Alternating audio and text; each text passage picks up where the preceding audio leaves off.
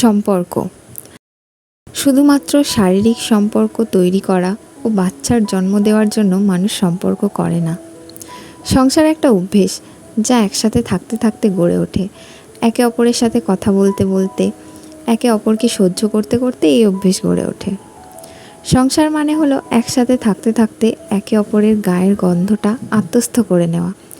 সংসার মানে হলো মানুষটা মুখের সামনে এসে দাঁড়ালেই মানুষটার মনের ভিতরে কী চলছে সেটা বুঝে ফেলা।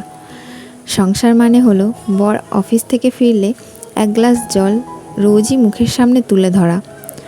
সংসার মানে হলো ছেঁড়া বোতাম সেলাই করতে করতে নিজেদের ভেতর ভুল বোঝাবুঝিগুলো মাঝে মধ্যে সেলাই করে নেওয়া।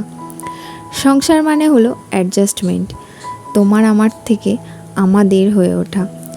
সংসার মানে মাছের ঝোলে নুন বেশি হলেও চুপচাপ হাসি মুখে খেয়ে ফেলা। সংসার মানে হলো রোজই বিছানার উপর রাখা নিজের পার্টনারের ভেজা টাওয়ালটা মেলে দেওয়া। সংসার মানে হলো বিয়ের ডেট, একে অপরের জন্মদিনের তারিখ ভুলে গেলেও মানিয়ে নেওয়া। সংসার মানে গাঢ় নীল রং নিজের পছন্দ না হওয়া সত্ত্বেও পার্টনারের পছন্দ বলে একদিন নীল রঙের পাঞ্জাবিটা পরে ফেলা।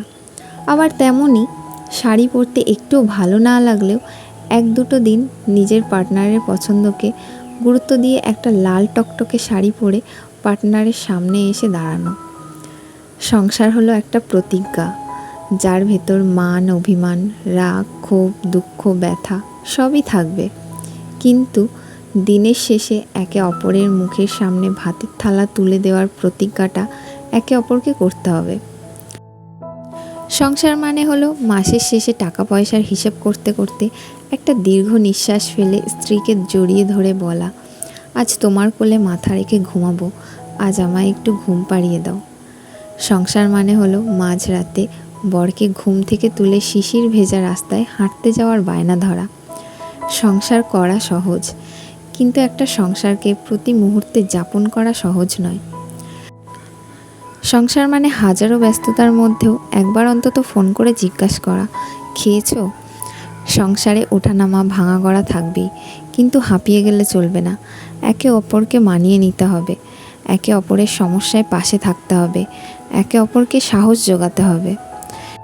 সংসারে কেউ কারোর থেকে ছোট বা বড় হয় না, দুজনেই দুজনার পরিপূরক হয়। তাই সংসার করতে গেলে একে অপরকে সম্মান ও শ্রদ্ধা করা বড্ড জরুরি।